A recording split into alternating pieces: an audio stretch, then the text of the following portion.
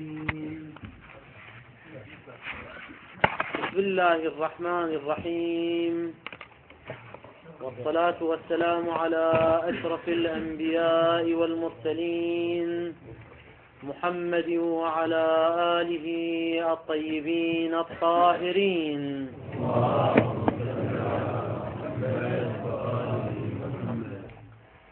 تساءلنا في الدرس السابق أن الألفاظ هل هي موضوعة لذوات معانيها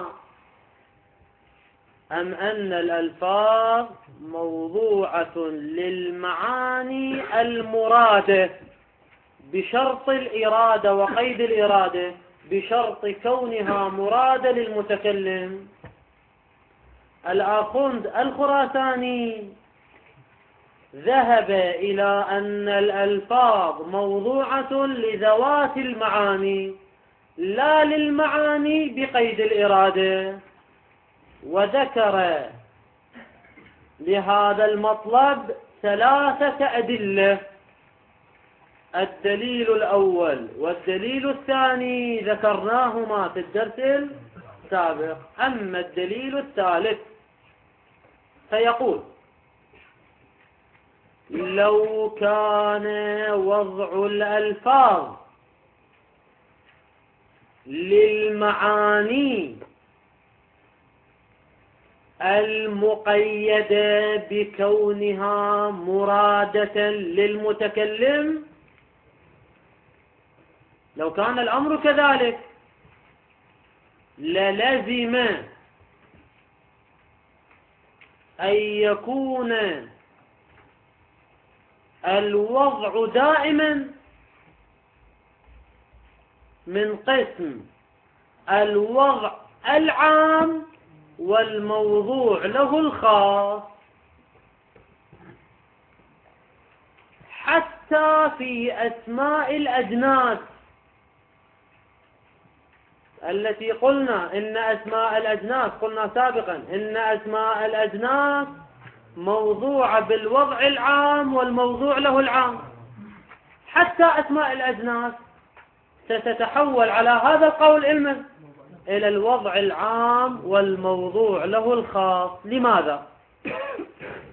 وذلك لأن الواضع حينما يريد أن يضع كلمة الإنسان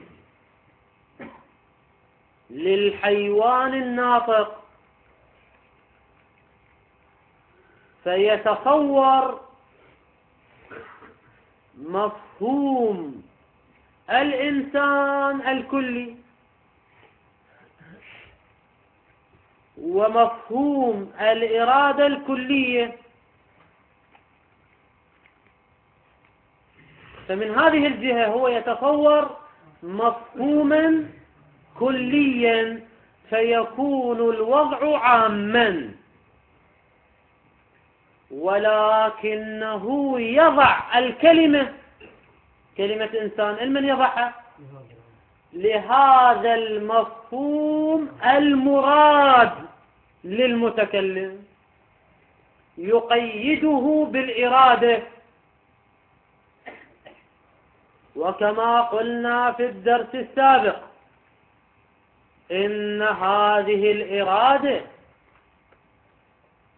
إرادة كلية أم جزئية؟ جزئية خارجية، والمقيد بأمر جزئي يكون جزئيا. فالموضوع له إن كان هو المعنى المراد للمتكلم فالمعنى المراد هو معنى جزئي، فيكون الموضوع له جزئيا وخاصا.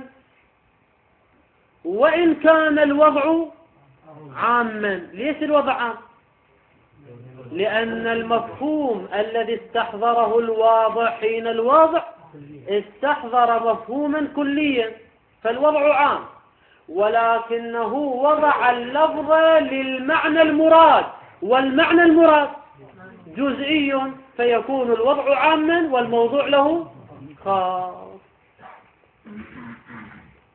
فيلزم أن لا يوجد لدينا وضع عام وموضوع له عام، بل عامة الألفاظ ستكون من الوضع العام والموضوع له الخاص.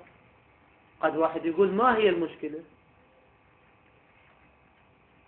الجواب: وهذا وإن كان لا يوجد فيه محذور عقلي، لا توجد عندنا استحالة في أن يكون الوضع دائما من الوضع العام والموضوع له، ماكو استحالة عقلية ولا محذور عقلي، وإنما هذا الكلام خلاف الأمر المتسالم عليه لغة وعرفا من أن الوضع العام والموضوع له العام متحقق وموجود في اللغة. فهذا يؤدي إلى كونه خلاف الوجدان، أنه لا يوجد لدينا وضع عام وموضوع له عام. نقول لا، نحن نشعر بالوجدان وما اتفق عليه أهل اللغة والعرف أن الوضع العام والموضوع له العام موجودة وليس موجودة؟ موجود. إذن نلخص الدليل: لو قلنا بأن الألفاظ موضوعة للمعاني بقيد الإرادة، فيلزم تال فاسد. ما هو التال الفاسد؟ أن يكون الوضع دائما من الوضع العام والموضوع له الخاص، وهذا وإن لم يكن مستحيلا ولكنه خلاف الوجدان وما تسالم عليه اللغة والعرف. إذن الصحيح شنو؟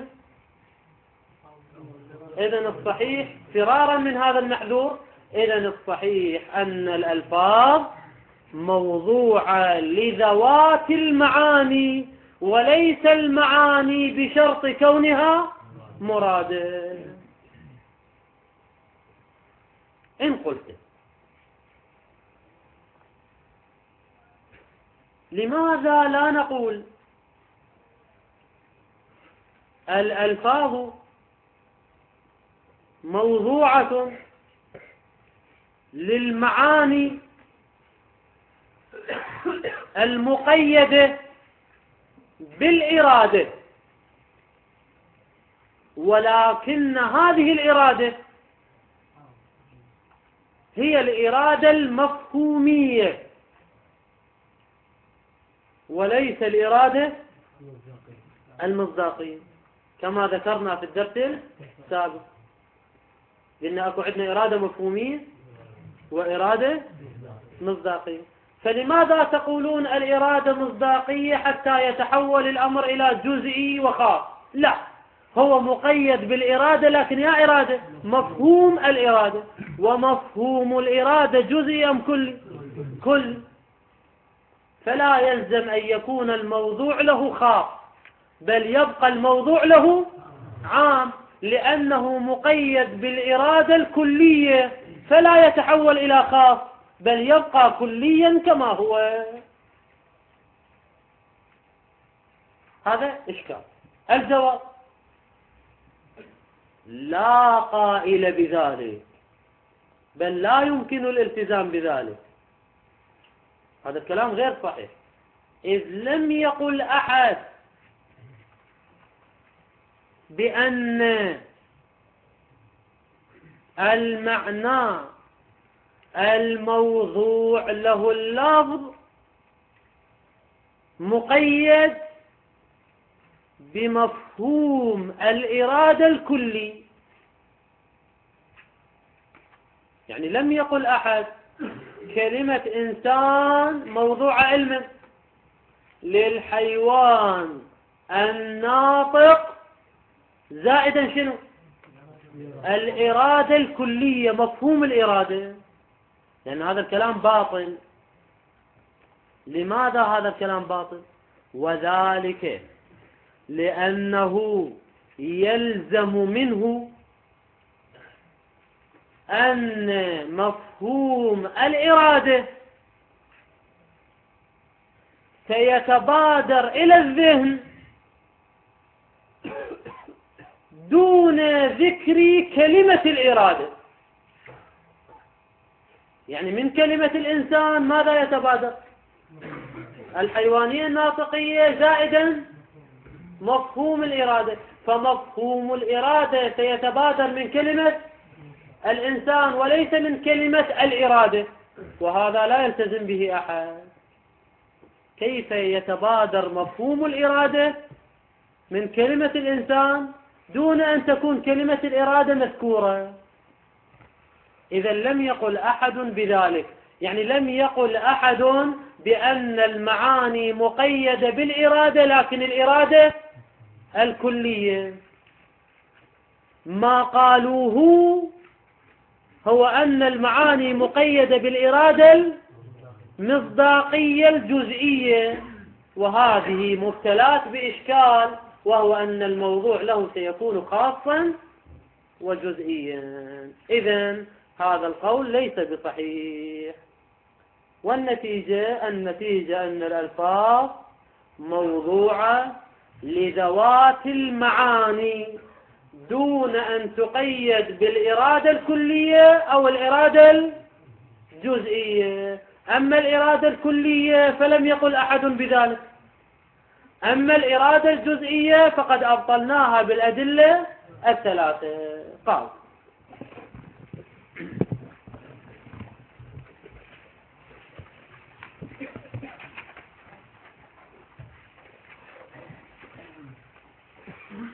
مع أنه، هذا الدليل الثالث، مع أنه يلزم ضمير الشأن يلزم كون وضع عامة الألفاظ، كل الألفاظ سيكون وضعها عاما والموضوع له خاصا. هذا يلزم على يا قول، على القول بأن الألفاظ موضوعة للمعاني المقيدة بالإرادة، والإرادة جزئية، فسيكون الوضع عاما والموضوع له خاصا. يلزم كون وضع عامة الألفاظ عاما، الوضع عاما والموضوع له خاصا. لماذا؟ يقول: لمكان اعتبار خصوص إرادة اللافظين فيما وضع له اللفظ. لأن من يقول بأن المعاني مقيدة بالإرادة فماذا يقصد؟ أي إرادة؟ قلنا في الدرس السابق الإرادة الجزئية، إرادة اللافظين والمتكلمين والمستعملين، وهي إرادة خارجية جزئية، وليس مرادهم من الإرادة هو مفهوم الإرادة. لذلك يقول: فإنه لا مجال لتوهم أخذ مفهوم الإرادة فيه، في من؟ في المعنى الموضوع له اللفظ، كما لا يخفى. يعني هذا لم يقل به أحد وهو باطل كما بينا. كمن قال بدخالة الإرادة قصده من الإرادة إرادة اللافظين، وإرادة اللافظين يعني الإرادة المصداقية مو الإرادة المفهومية، والإرادة المصداقية جزئية، فيتحول المعنى الموضوع له اللفظ إلى جزئي، فيكون الوضع عام والموضوع له خاص.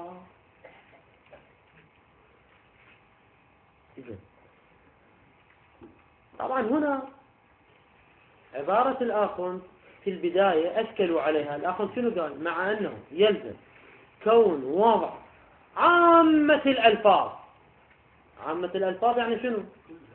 كل الألفاظ سيكون وضعها عاما والموضوع له خاص. قالوا هذه العبارة من الآخر ليست دقيقة، لأن القول بدخالة الإرادة في المعنى يلزم منه أن الموضوع له خاص. الموضوع له خاص. أما الوضع عام أو خاص، يمكن أن يكون عاما ويمكن أن يكون خاصا.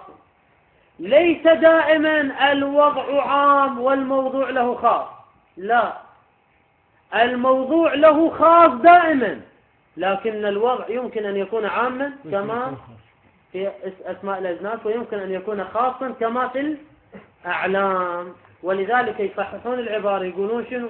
بدل كلمة عامة نقول بعض، أو عامة أسماء الأجناس، كون الأول العبارة، مع أنه يلزم كون وضع عامة الألفاظ وضعها عاما. من قال أن وضعها دائما يكون عاما؟ يمكن أن يكون الوضع خاصا، كما لو تصور الواضع معنى جزئيا كما في الأعلام الشخصية ووضع اللفظ لذلك المعنى الجزئي، هنا ايش راح يصير؟ الوضع خاص والموضوع له الخاص. بعبارة أخيرة، دخالة الإرادة تؤثر على الوضع أم على الموضوع له؟ على الموضوع له. الموضوع له لابد أن يكون جزئيا وخاصا، أما الوضع ما لنا علاقة به، مو دائما يكون عاما أو دائما يكون خاصا، لا، يمكن أن يكون عاما يمكن أن يكون خاصا. بينما المصنف قدس سره قال يلزم كون وضع عامة الألفاظ عاما، كل وضع عام. نقول لا، ليس كل وضع عام، وإن كان كل موضوع له خاص. زين. بمكان اعتبار خصوص إرادة اللافظين فيما وضع له اللفظ، فإنه لا مجال لتوهم أخذ مفهوم الإرادة فيه، يعني في المعنى الموضوع له اللفظ، كما لا يخفى. وهكذا الحال في طرف الموضوع. العبارة جافة للدليل الثالث، مو يم الدليل الثالث أصلا. هاي العبارة تتعلق بالدليل الثاني اللي ذكرناه في الدرس السابق. لابد أن تتقدم، لذلك في النسخ المحققة هذه العبارة جنو مقدمة على الدليل الثالث، يعني قبل الدليل الثالث، هي ملحقة بالدليل الثاني. في الدليل الثاني قلنا يلزم إما عدم انطباق القضايا على الواقع الخارجي أو يلزم كونها مجازية. هذا في طرف الموضوع، في طرف المحمول، وهكذا في طرف الموضوع شرحناه تفصيلا في الدرس السابق. لذلك العبارة لابد أن تتقدم، احنا قدمناها في الدرس السابق، ولذلك تحدث من هذا المكان. أصل مفهوم الإرادة يشمل الدليل الثالث فقط، لو يشمل الدليل الثاني مثلا ننفي يا العبارة فإنه لا مجال لتوهم أخذ مفهوم، هذا الدليل الثالث.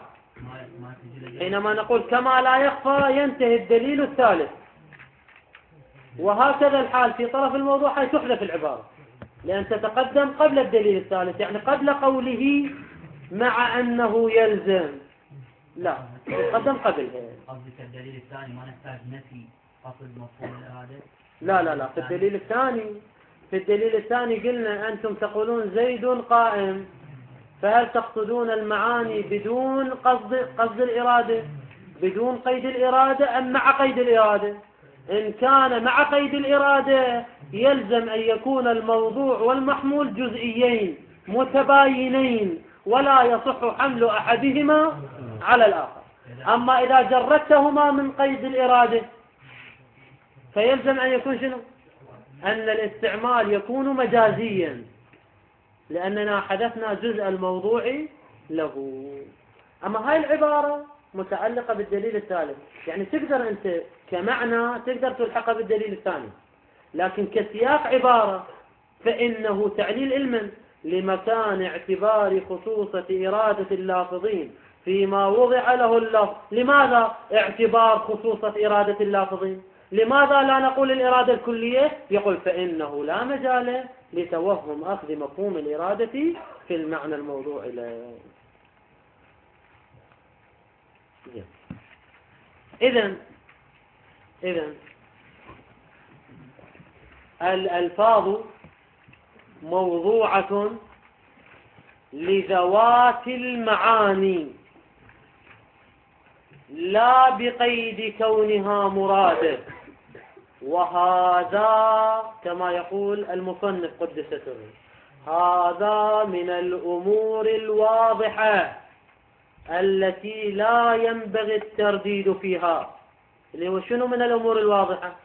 أن الألفاظ موضوعة لذوات المعاني لا بقيد كونها شنو مراد. يقول هذا مطلب واضح لا إشكال فيه.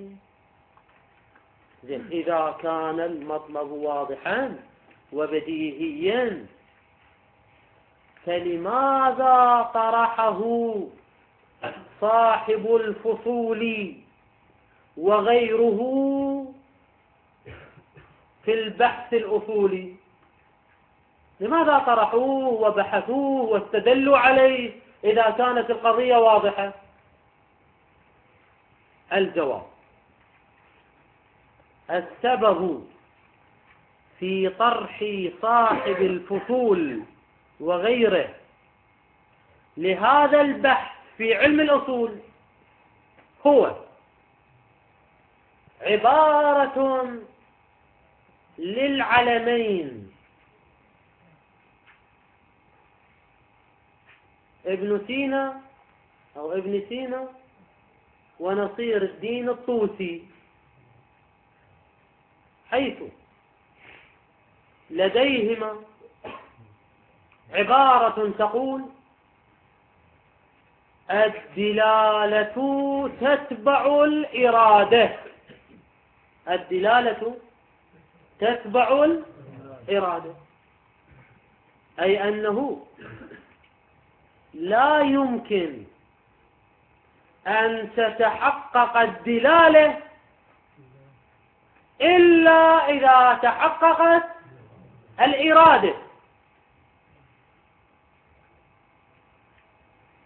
وصاحب الفصول فهم من هذه العبارة، من عبارة الدلالة تابعة للإرادة، فهم منها أن مقصود هذين العلمين ابن سينا والطوسي أن مقصودهما ما هو؟ أن الإرادة دخيلة وين؟ في المعنى الموضوع له اللفظ، ولذلك توقفت الدلالة على الإرادة. متى تتوقف الدلالة على الإرادة؟ إذا كانت الإرادة دخيلة في المعنى الموضوع له اللفظ. فتوهم صاحب الفصول أن مقصود العلمين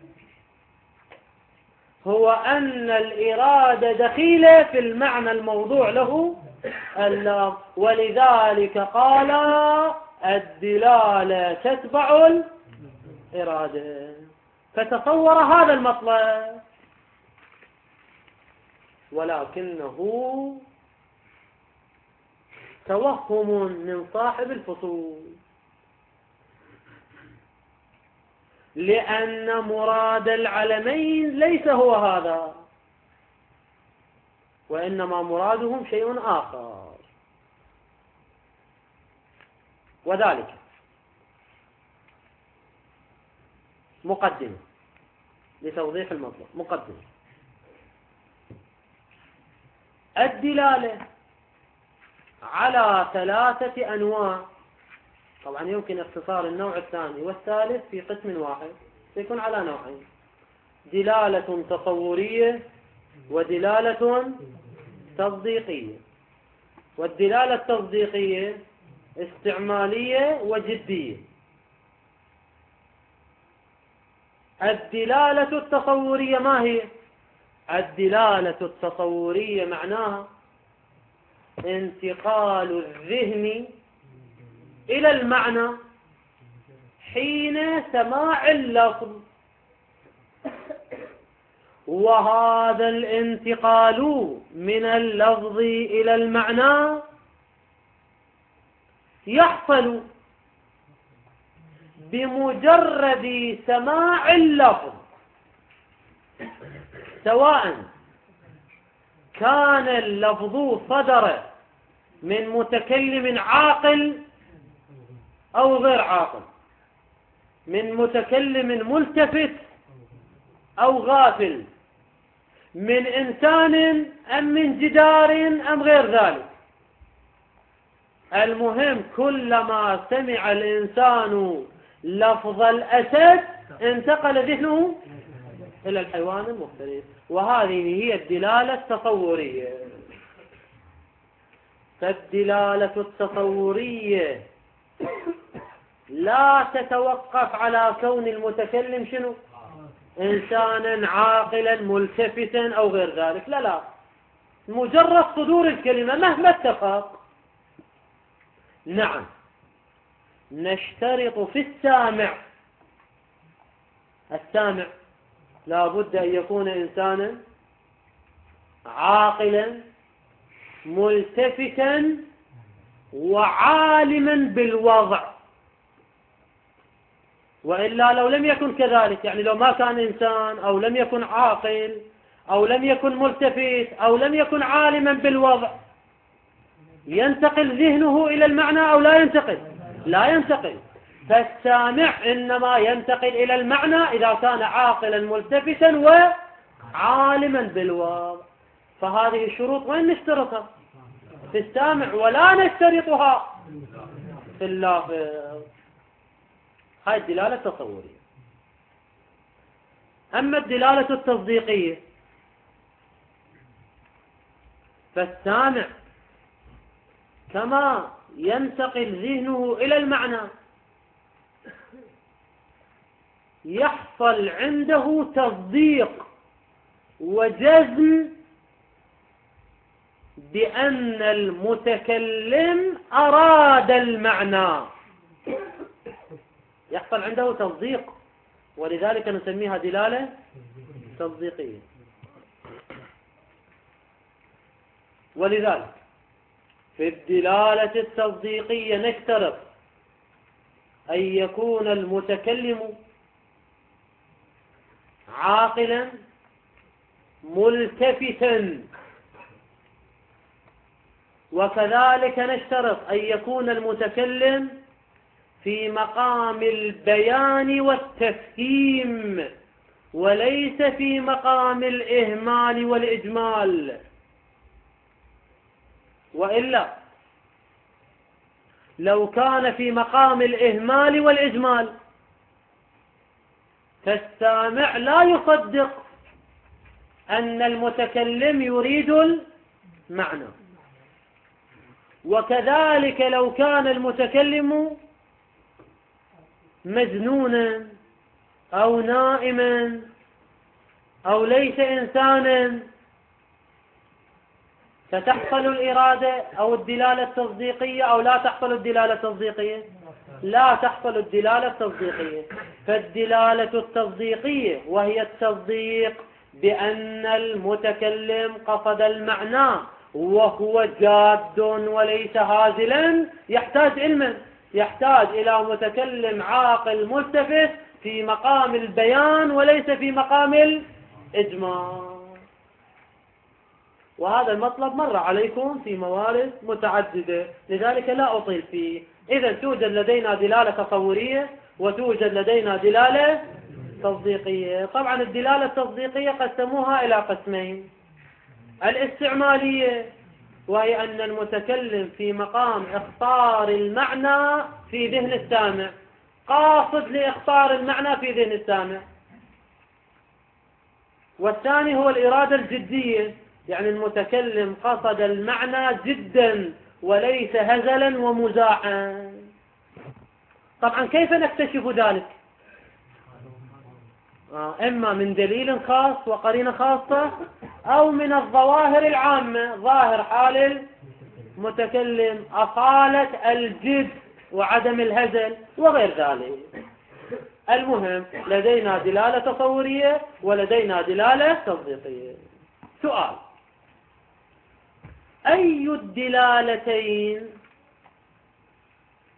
تتوقف على إرادة المتكلم للمعنى. الجواب: الدلالة التصورية لا تتوقف على ذلك، لأننا قلنا حتى لو صدرت الكلمة من الجدار تحصل الدلالة التصورية. الذي يتوقف على الإرادة هو الدلالة التصديقية. إذا اتضحت هذه المقدمة نقول: حينما قال ابن سينا والمحقق الطوسي قدس سرهما أن الدلالة تتبع الإرادة، فهما ناظران إلى الدلالة التصديقية. الدلالة التصديقية تابعة للإرادة، وهذا لا إشكال فيه. بينما صاحب الفصول توهم أن مرادهما شنو؟ الدلالة التصورية تتوقف على الإرادة، وهذا توهم من صاحب الفصول. والنتيجة: الدلالة التصورية لا تتوقف على الإرادة، بل الألفاظ موضوعة لذات المعنى دون قيد الإرادة. أما ما قاله العلمان فهو راجع إلى الدلالة التصديقية المتوقفة على شنو؟ على أن المتكلم قاصد للمعنى وفي مقام البيان وغير ذلك. أما الدلالة التصورية فلا تتوقف على ذلك أصلا، فهذا توهم وقع فيه صاحب الفصول. والشيخ يعبر شوية تعبير قوي ويا صاحب الفصول، يقول هذا التوهم لا يصدر من فاضل، يعني فكيف بالمحقق صاحب الفصول؟ قال: وأما ما حكي عن العلمين الشيخ الرئيس والمحقق الطوسي في الشفاء والإشارات، ما حكي عن العلمين يهو اللي حكى صاحب الفصول وغيره من مصيرهما، مصير العلمين، إلى أن الدلالة تتبع الإرادة.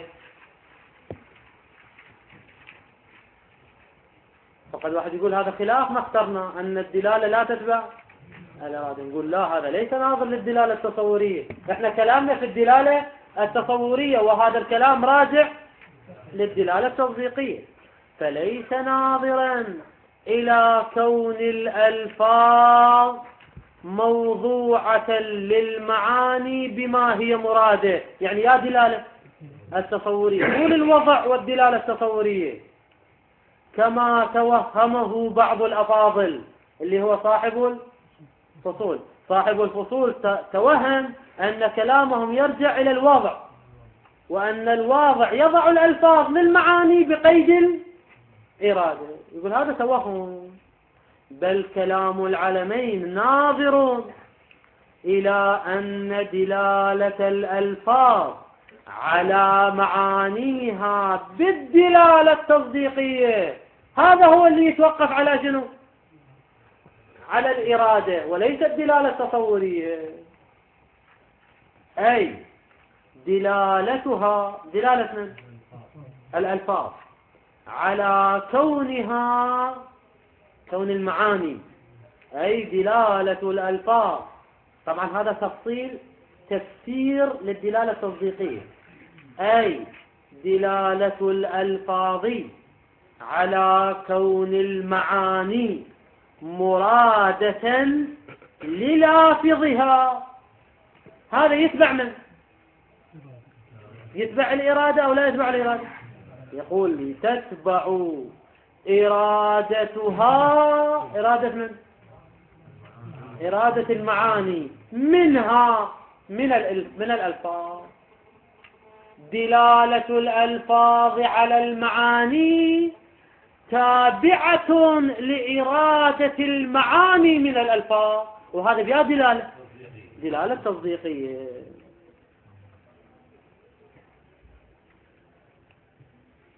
إذن دلالة، خل أعيد لك هاي العبارة، دلالة اللفظ على معناه وعلى كون المعنى مراد للمتكلم، هذا فرع كون المعنى مرادا للمتكلم. أول مرة المعنى يكون مراد للمتكلم، حتى الألفاظ تدل على كون المعنى مرادا للمتكلم بالدلالة التصديقية، لأن عالم الإثبات متفرع على عالم الثبوت.